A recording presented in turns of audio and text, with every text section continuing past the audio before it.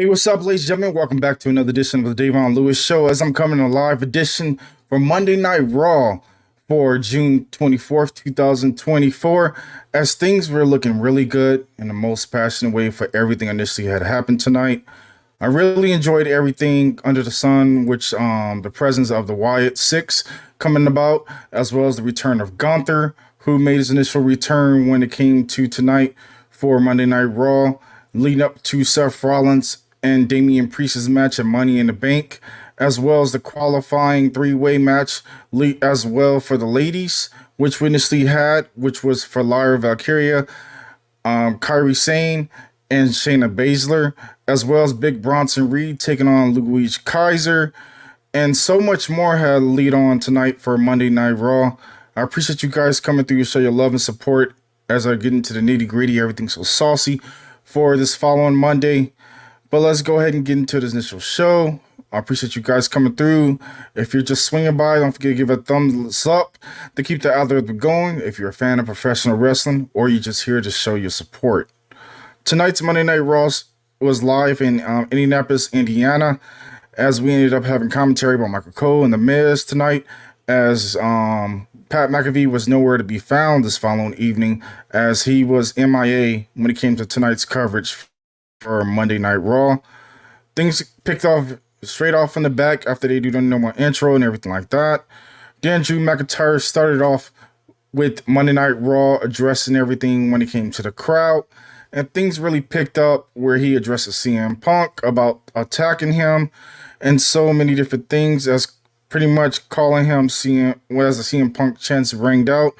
He talked about last week, everyone was talking about how he quit, but they weren't talking anymore initially, and they were talking about what happened last Friday on Friday Night SmackDown, and McIntyre wanted to see it again when it comes to him putting his hands on CM Punk.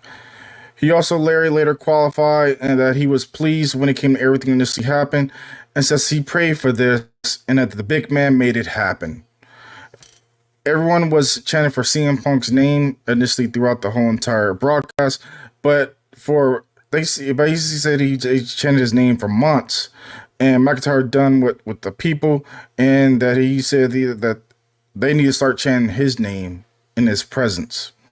It was just a memory of back and forth when it came to everything initially had happened, and I'm talking about his memories about things that initially everything that happened at WrestleMania and Clash at the Castle, as things initially break down when it came to tonight's telecast. But the promo was pretty much decent, as he talked about the bracelet that initially he took off of CM Punk, that was basically a cheap value bracelet that had his dog's name and AJ Lee's name initially attached to it.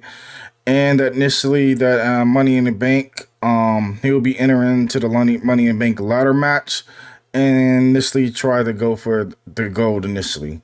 But things initially was pretty chill for what it was when it came to Drew McIntyre's promo. I enjoyed everything about it. It was poised. It was straightforward. It was chill for what it was. But it was okay for my own hot take, as I'm enjoying this step up when it comes to Drew McIntyre, as well as the build up towards CM Punk and the feud that they initially are having. Of course, CM Punk probably will initially probably come back either next week or somewhere near Money in the Bank, or might even screw over Drew McIntyre again for a third time with the build up.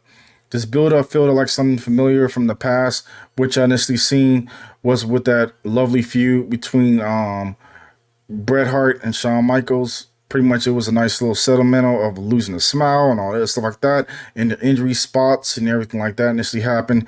And initially this is really looking good from my own personal take, and I'm really enjoying everything initially about it. But we're going to get into the next segment that initially broke down. We ended up having a black limo SUV coming to the initial scene of the arena. Then it ended up having Chad Gable initially stepping out the initial SUV, being escorted with his security. Of course, carrying a battle wound, which initially from the initial attack that happened with the Wyatt Six last following Monday, which initially he was taken out, and people had so many different concerns and so many outpouring different things with memes of RIP Chad Gable, saying he got shot, and so many different things. But initially, he was not in a happy he wasn't happy to see the cameras whatsoever. He was kind of giving a little hint of basically just being a little frustrated and annoyed at that point. But he initially made his presence into the arena. Then, of course, they initially show another camera cut angle after they left that segment. They went to the next segment, which was Bron Breakker making his initial entrance as he faced Ludwig Kaiser, who he annihilated last week with that devastating spear. And I enjoyed everything about that when it came to that initial all around the world. And it assorted showing Bron Breakker's dominance. And I really enjoyed everything initially about it. Then initially they went into a commercial break. And then we go to a backstage segment of Kathy Kelly is outside Chad Gable's locker room. Security's there kind of keeping the peace and kind of just not letting anybody get near Chad Gable. As I quote, Kathy Kelly said many W superstars are shocked that Chad Gable's even in action tonight. And she wants to find out about this injuries at the hands of the Wyatt Six. Initially, they also replayed last week of Ludwig Kaiser getting attacked by Sheamus while he was competing against Bron Breakker, causing Breakker to lose by disqualification. And then, of course, Breakker hitting Sheamus with the spear on the floor and then crushing Kaiser with the spear as they lean up towards the next initial match that was getting ready to take place. Then we got to a backstage interview with Jackie Redmond, who was backstage with Ludwig Kaiser, who's preparing for his match. Kaiser stated that he wants to forget about Sheamus, and Kaiser said Braun Strowman before correcting himself and saying Bron Breakker. And then Breakker is strong, explosive, and fast. And Kaiser experienced that last week. But tonight, in general, he said, I want to prove that he is destined for greatness. And Kaiser is going to show the world that Bron Breakker is no Ludwig Kaiser. Then we got ready for the initial match of the night. It was Bron Breakker starting off against Ludwig Kaiser. I enjoyed everything about this match. This match was a whole lot of back and forth, hard hitting. Ludwig Kaiser really controlled majority of this match, and I enjoyed everything that initially happened when it came to everything between these two. It was a smash mouth, a lot of back and forth, and you really got everything that you initially got. But of course, Bron Breakker ended up rallying back with getting another hot gas from everything. Initially, just ended up being explosive afterwards with a hot streak comeback. But additionally, things broke down towards the end. Of course, they had a couple of commercial breaks and everything in between this match. But it ended up having Sheamus coming out, initially causing the disqualification. And things initially happened where Ludwig Kaiser ended up winning the initial match. But it's this post-match is the real cherry on the top. As we Sheamus ended up celebrating with the fans by clearing the commentary table desk. Sheamus was about to powerbomb Kaiser through the initial table. But Bron Breakker hits his spear from out of nowhere and knocking Sheamus down and dropping Kaiser as well. And standing over both of them, being irritated and basically just golden in the whole 9 yards. But I'm enjoying everything initially with the whole setup of how they continue to do with Bron Breakker, and Bron Breakker continue to be into his own. And I'm enjoying just about everything about what they have been doing with him lately, and it's really great, and I'm enjoying just about 100% of it. When it comes to Sheamus continue to be a banger after banger, assorting itself with the feud with Ludwig Kaiser, as this is continue to be bad blood between the both of them. And I initially am looking forward to seeing those two go at it in some kind of street fight or some kind of bad flash brawl or something in between before Money in the Bank or the initially on Monday Night Raw. But Ludwig Kaiser really showed his own that he could stand on his own 2 feet in this match, and he initially controlled Bron Breakker throughout the majority of this match, and he's becoming true valiant when it comes to everything that we initially would love to see in a future superstar. And I have no complaints when it comes to directly for Bron Breakker, who initially made his way tonight. Still doing his thing, still showing his dominance, but Ludwig Kaiser really was just a chef's kiss above everything else that I really enjoyed with everything initially was going on. And things initially broke down from the initial segment as they switched gears over to the Judgment Day Clubhouse. The Judgment Day was playing W2K24. Then, of course, the World Heavyweight Champion Damian Priest walks in on them.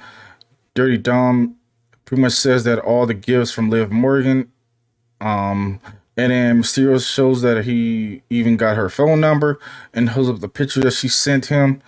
And the entire Judgment Day looks at it, and Carlito is stunned and breezily and says, "That's cool." And then, of course, Priest uh, admonished, pretty much just irritated with the situation. Priest tells Mysterio will have to explain to Rhea Ripley how Morgan got his number. And Priest tells Mysterio to find out and find a way to concentrate on Braun Strowman. And of course, initially, who has his way with them these past few days and past few weeks, as they continue to have the Judgment Day's number. But they continue to enjoy the game. But of course, the funniest part was, I guess one of them was playing, I believe Finn Balor was playing, initially tried to go for a top rope on W2K24, initially just missed it all. But of course, they agree of taking care of Strowman, and that initially cut away directly from the Judgment Day clubhouse. From that whole entire promo, it was decent back and forth, and I enjoyed everything that initially was with the presence of the Judgment Day.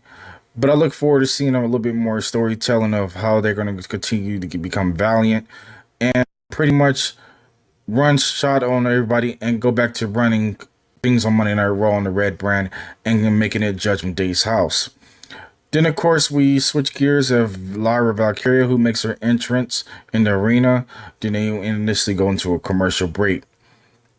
Then they come back from a commercial break as WWE puts over the Fanatic Fest, which is coming to New York City in August. Then they switch gears over to a backstage segment of Braun Breaker, which I was about to do say like Luigi Kaiser. Braun Breaker is walking backstage and he is pounding on General Manager's Adam Pearce's actual door. And he was angry. He's asking for questions about the whole situation of too many people getting involved in this situation. And he initially is not happy about everything that has been going on directly.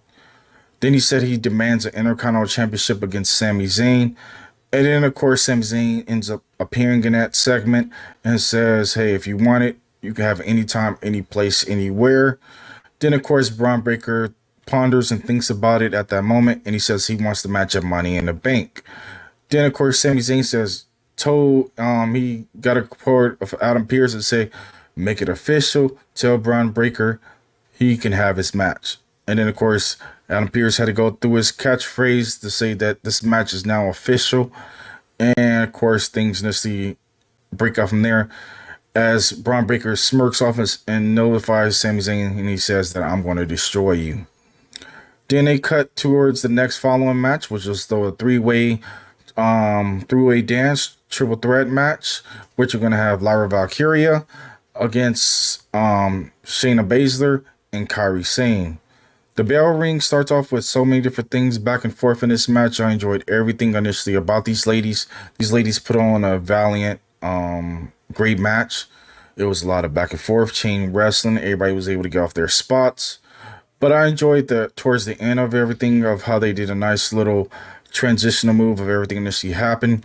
Baszler was trying to counter to Kofi clutch on Valkyria, but she ended up leaping up and she covered it in. When Sane tries to go to the insane elbow, Lyra ended up rolling out the way, and then of course taking advantage of the situation.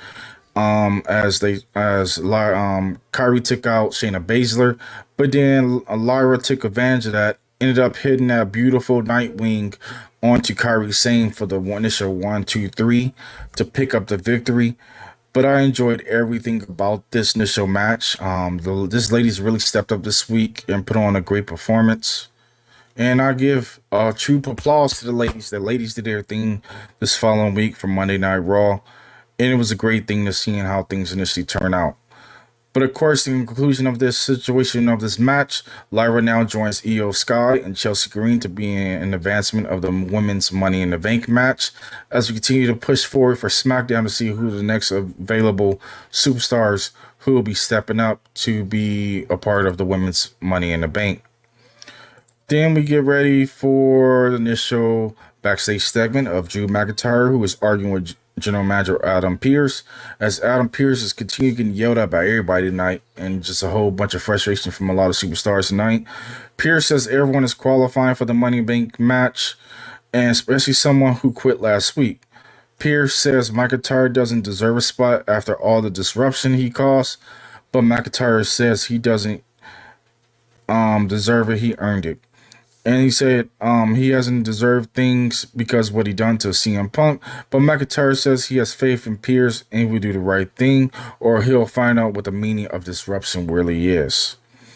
McIntyre initially ends up charging off and getting frustrated and walks past the women's champion, Liv Morgan, of course, who continue to plant the seeds of everything for the rest of the evening with Judgment Day and so many other people tonight.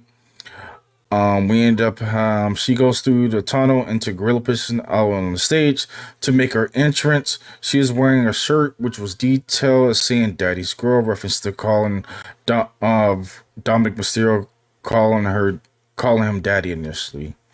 Then they go to commercial break, and of course they hype up the video package of Royal Rumble, SummerSlam, and WrestleMania are coming to Indianapolis Saturday, February 1st, 2025. We'll kick off the Royal Rumble, and there's no word when the WrestleMania or SummerSlam will initially be coming to Lucas Oil Field. But it was a great little package, and I think Indianapolis really enjoyed it, to have that presence of having our big stage of WrestleMania or even SummerSlam available in the Royal Rumble. But it's a great area and it's a great hot crowd for my own personal take. And I truly will be invested to seeing how they initially be a part of that. Initially, just the hype of everything out there in that lovely city. Then the commentators talk about their partnership between WWE and Indianapolis, and the security sits by after the Wyatt 6 attack over at the commentary, kind of just keeping peace and everything, I guess. Adam Pearce is working overtime, keeping security, kind of keeping a piece of everything tonight. Then, of course, we end up having Indianapolis Paper-Chaser star Tyrese Halliburton at ringside. Halliburton is on his FaceTime with his United States champion Logan Paul and smiling away and, of course, enjoying his time there at the initial show. Then we have Women's World Champion Liv Morgan calls for Dominic Mysterio. They have a decent segment back and forth with everything initially happened. The Women's World Champion stands in the center of the ring and says, "Oh, Dominic." Then she couldn't get him backstage, but she figured she would call him out there directly to get his attention.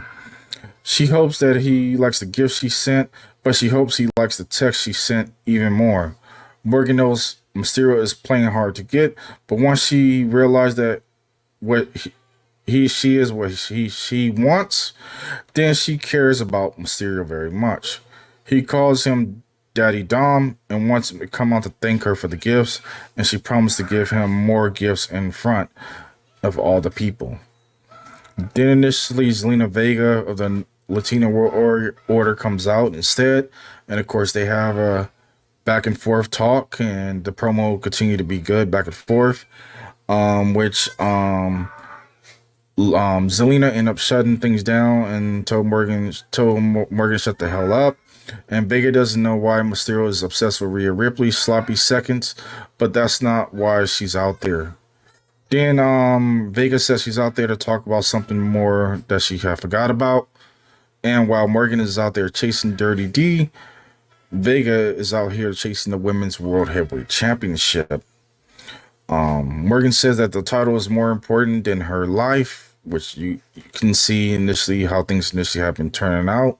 And she took out Rhea Ripley for this championship, and she put Becky Lynch into her early retirement for the title. Nothing means more than the World Heavyweight Championship. Vega says Morgan is all about fun, but Morgan schemed for those opportunities, and Vega has started for hers. And this is saying that they will have always taught Morgan's situation when it comes to things that are initially not true. And Vegas tells Morgan to put the title on line right here in Indianapolis. But of course, the crowd likes the idea, but Morgan says she'd love to, but she's in the middle of something. So she says, what about next week? And she says she won't wait until next week. And then, of course, Dirty Dom initially makes his presence, and they go a lot of back and forth talking, and the crowd continue to boo Dominic through the majority of this whole entire segment. And of course, it was a lot of back and forth, but the things initially broke down when Mysterio came out as well. Of course, things broke down into a melee of a brawl and everything like that initially ended up happening as Dominic ended up knocking down Rey Mysterio, And Liv Morgan looked on, being actually satisfied and smiling her life away of seeing how things initially was turning out. Then we switch gears over to the backstage segment for another one. When it came to tonight, Kathy Kelly is still outside of Chad Gable's initial locker room tonight, which is heavily guarded by security. Adam Pearce walks out of it, and Pearce says that Gable is shaken, but he is medically cleared when it comes to competing tonight in a triple threat match. And of course, Kathy Kelly says she's talking about his mental state, and Pearce says he's not in a position to talk about that, but Gable is focused tonight when it comes to the initial match.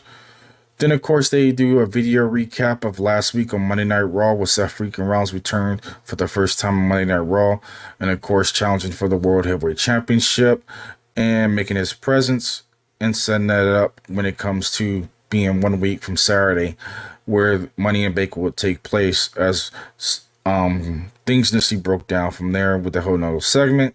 But then, of course, they switch gears into the next following after they did that lovely segment. Braun Strowman was making his way into the arena, and things initially broke down from there. But it was a great feat seeing him making his way out, getting ready for his Money in the Bank qualifying triple threat match. Then they go over to a commercial break, and then, of course, Intercontinental Sami Zayn will have a comedy show in Toronto on July 4th, part of the Money in the Bank weekend. Of course, they hyped that up as well. Then they go back to the backstage of showing Dirty Dominic Mysterio's walking backstage as Liv Morgan is chasing after him, trying to get his attention. And initially, he tells her to leave him alone, but Morgan wants to thank him for saving her in front of her deadbeat dad. And Mysterio says he didn't save her initially, that he just hates his dad's guts for being a deadbeat. And then Dominic storms off. Then, of course, R-Truth makes his presence right there as well with Liv Morgan. It was a funny segment. Of course, Liv Morgan plays the devil advocate of manipulating R-Truth to initially bringing his involvement into setting up a tag team title match for the Judgment Day of Finn Balor and JD McDonough. But of course, R-Truth says he was great friends with Finn Balor, but not so much with JD McDonough, because he's not interested to being a part of that initial problem with JD McDonough just in general. But of course, Liv Morgan initially just still kind of gave like a pouty face and said, please go talk to Adam Pearce and make it official for the tag team titles. And then initially things broke down from there as Dirty Dom initially made his, not Dirty Dom, but initially R-Truth said, all right, as Liv Morgan initially walked off. Then, of course, we switched gears over to the commentary as the Miz looked shocked, getting up and running to the back to stop the situation from initially being official. Then, of course, in the arena, we have Big Bronson making his entrance as well, getting ready for his triple threat match for the Money in the Bank initial match. Then things got underway for the initial three-way as Braun Strowman, Big Bronson Reed, and Chad Gable got underway. I enjoyed everything about this match. This match was a lot of back and forth, everything you initially can get. When it comes to this match had a true big presence when it came to everything about the big boys getting it on, along with Chad Gable. But Chad Gable held his own by hitting a beautiful suplex on Braun Strowman and initially continued to be valiant throughout this whole entire match. Of course, Braun Strowman was asserting his strength and dominance throughout the majority of this match as well. And I really enjoyed all of it. It was pretty chill for my own hot take. And then, of course, things initially broke down as Judgment Day got themselves involved, including Dominic Mysterio, Carlito, and Finn Balor. They initially try to distract Braun Strowman. Strowman tries to fight them off, and then, of course, he becomes overwhelmed as he ended up hitting on them at the ramp in the ringside. But Gable climbs to the top rope and hits Bronson Reed with a beautiful moonsault for the 1, 2, 3. Then things initially broke down as Chad Gable celebrates directly in the initial ring, and of course starts to go off by cheering. But of course the lights go out again as the fireflies start to end up coming out. The smoke comes directly into the initial ring, signaling for the Wyatt 6. The mysterious Sister Abigail ends up crawling directly from Abby, the witch, ended up crawling directly into the ring, but we also know her as Nikki Kross. She initially comes out and she spooks Chad Gable directly off as he kind of was looking at his forehead after the initial attack last week. And of course, things initially broke down as Chad Gable initially runs up the ramp and disappears as the security protects Chad Gable all the way up.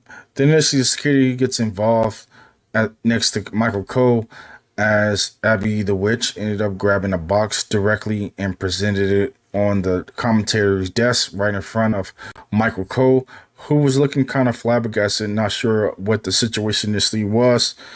But things initially broke out as Abby initially walked directly into the crowd, spotlight on her directly, and then that initially ended that initial segment as things went into a commercial break.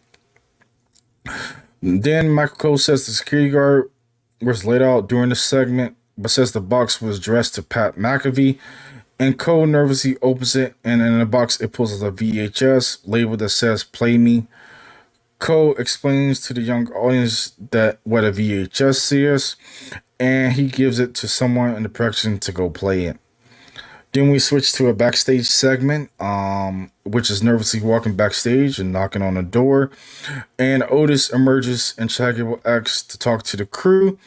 Akira Tozawa and Maxine emerge into the locker room of Chad Gable. Initially, they all have a talk, and they were terrified. And Chad Gable was terrified about things initially happened last week. Gable says he stepped over the line and apologizes.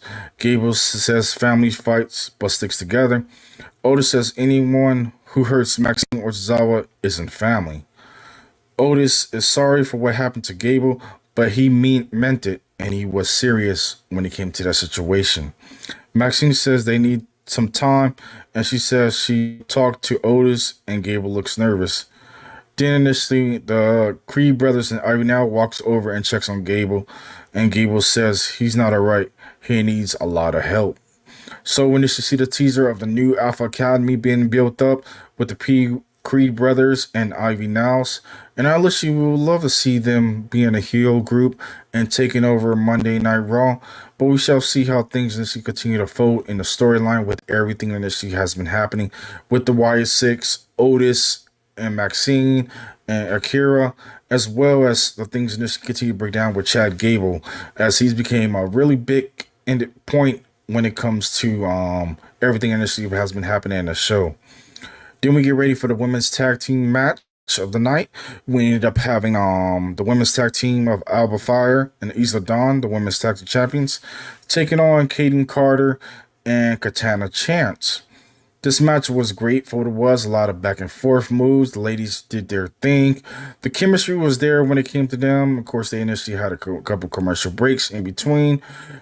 Initial thing ends up happening as Fire breaks up a double tag team move, and then Dawn soon kicks Chance in the head, and Fire hits her with the gory bomb leg sweep finisher move.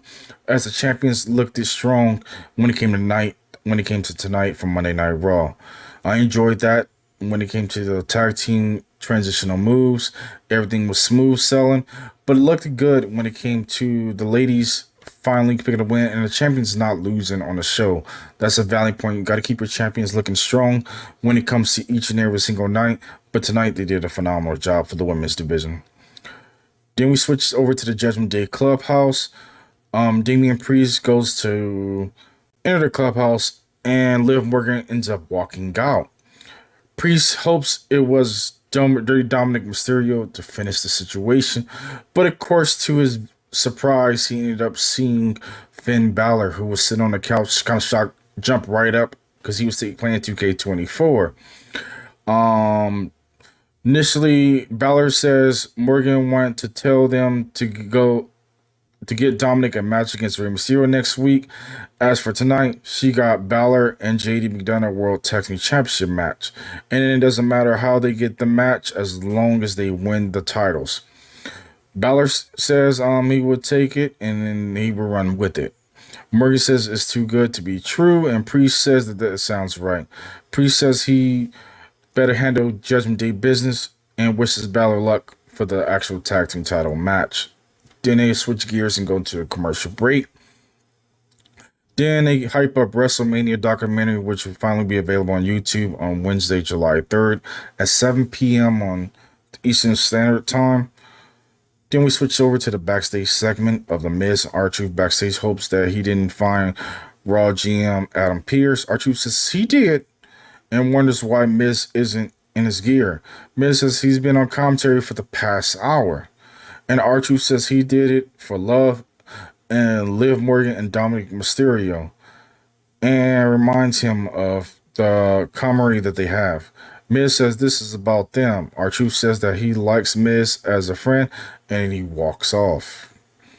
Then we get ready for the segment of Damian Priest addresses Seth freaking Rollins. This promo was really decent from Damian Priest's standards.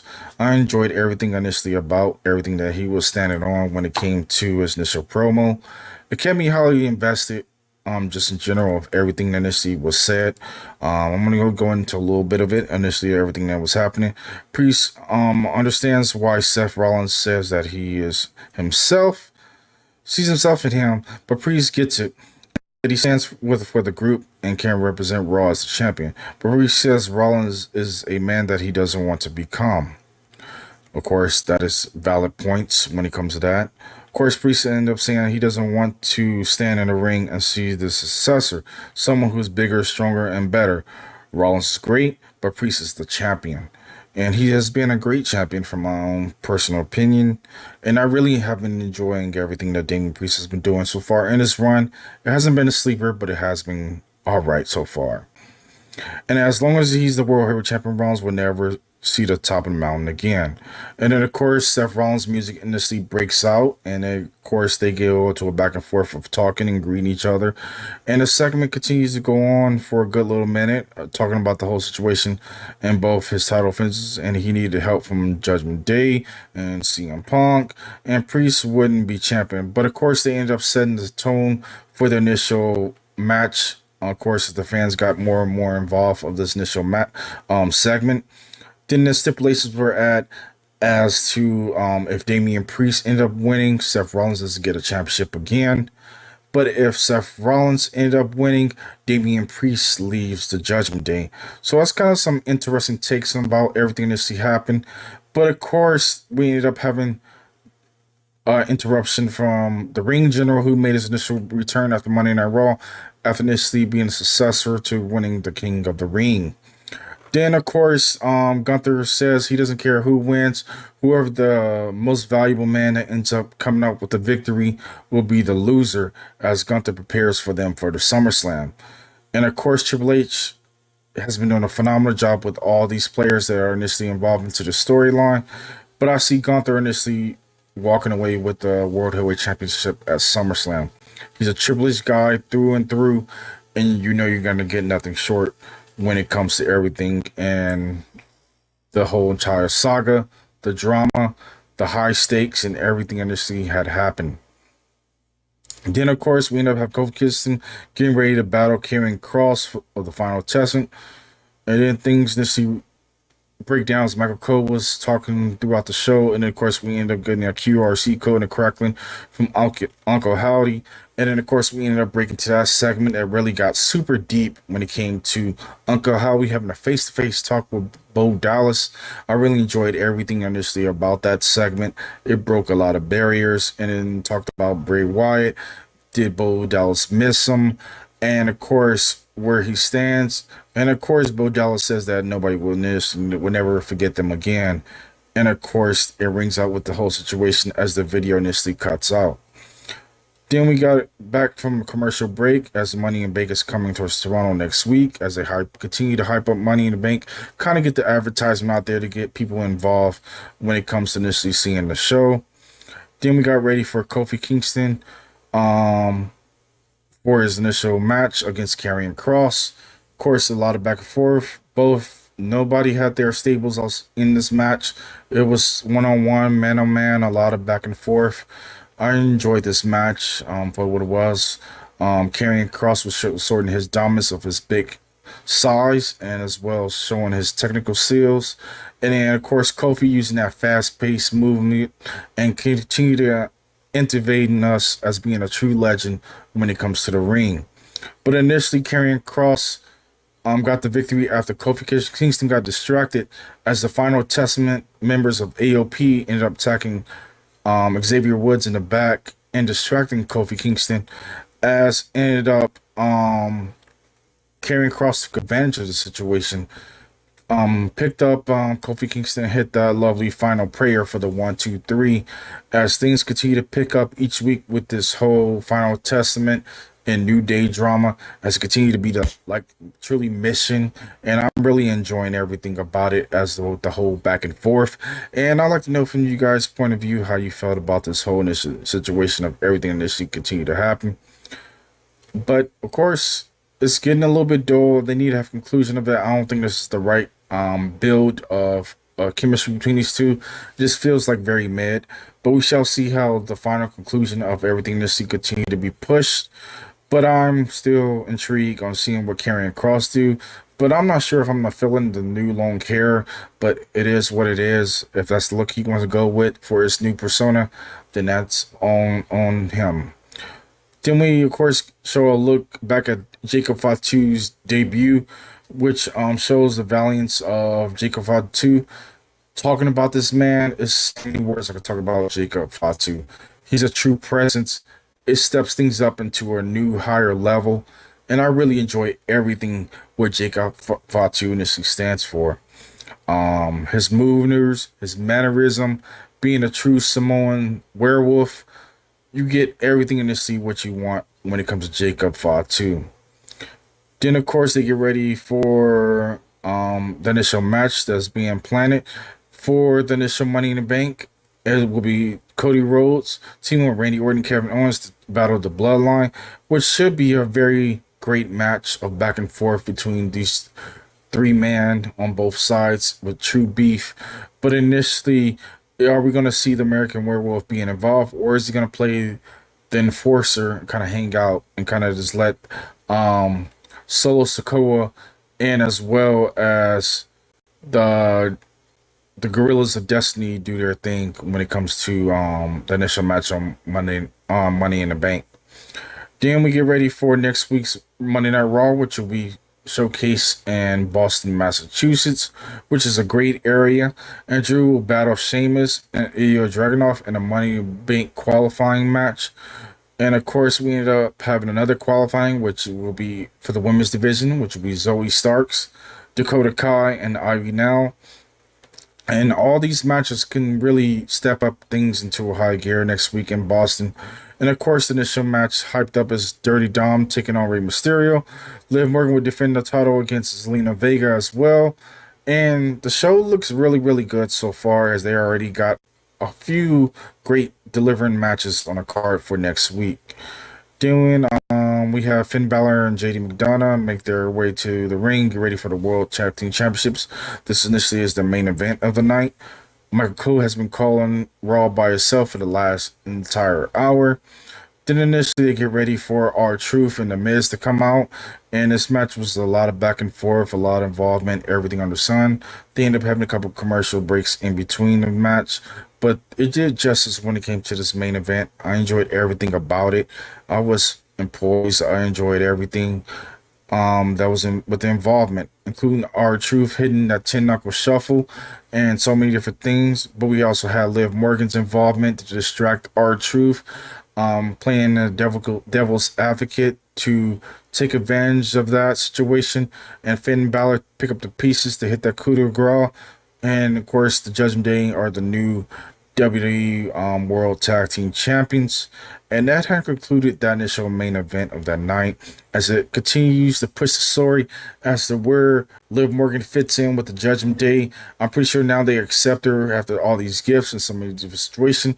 But Damian Priest still got his one eye on this whole situation as what's going on. And of course, the same situation as what's going on with Drew McIntyre.